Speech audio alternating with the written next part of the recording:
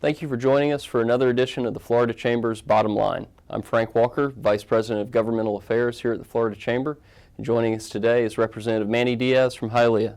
Thank you for joining us, Representative Diaz. It's a pleasure to be here again with the Chamber and looking forward to a great conversation. Excellent. Well, let's get right to it. Talent is quickly becoming the economic currency in the business community as they increasingly focus on having a quality workforce. So as a parent or a student in a K-12 environment, why should they start focusing on the workforce at such a young age?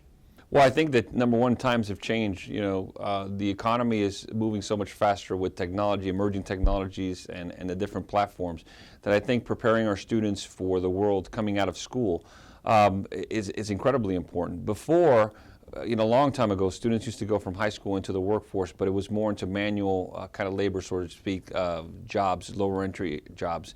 Now we have the ability for these young kids to get involved in technology rather quickly.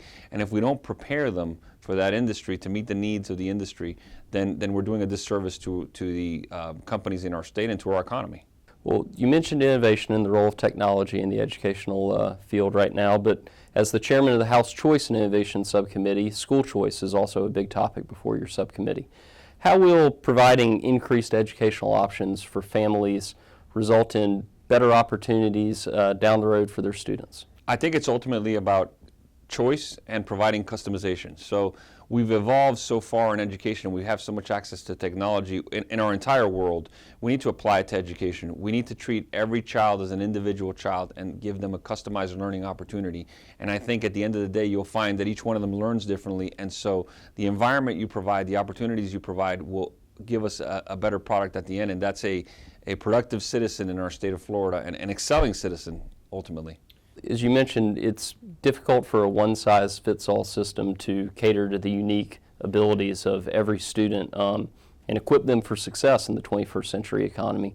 So tell us a little bit about the competency-based education pilot program that's working its way through the legislature right now. And I'm really excited about that program. What it does is it provides the opportunity for a student to go as fast paced as they are, as it's available on their cognitive level, and they're able to finish courses within a year.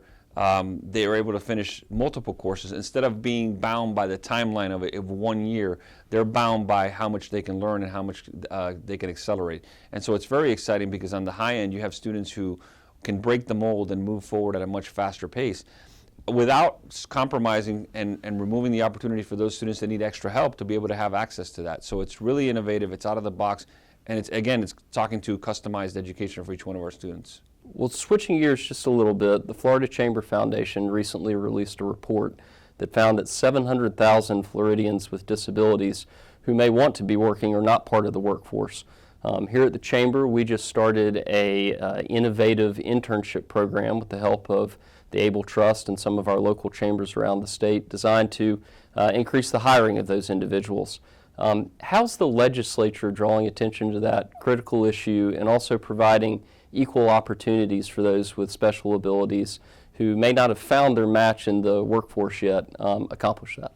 Well, I think you saw the first week we passed out a priority, which was the Personal Learning Scholarship Accounts, which deals with people of unique abilities. But we also, going beyond that, we have a focus now in the legislature of what do we do to help these folks after they leave the K-12 world and get into the adult life and preparing them to actually be in the workforce. And I think with the technology that's available, again, we have an opportunity to train these folks and give them an opportunity to be really productive members of our economy. And that's at the end of the day what's important for them and important for us as a state. Thank you so much for joining us today, Representative Diaz. And to our viewers, thank you for watching another edition of the Florida Chamber's Bottom Line.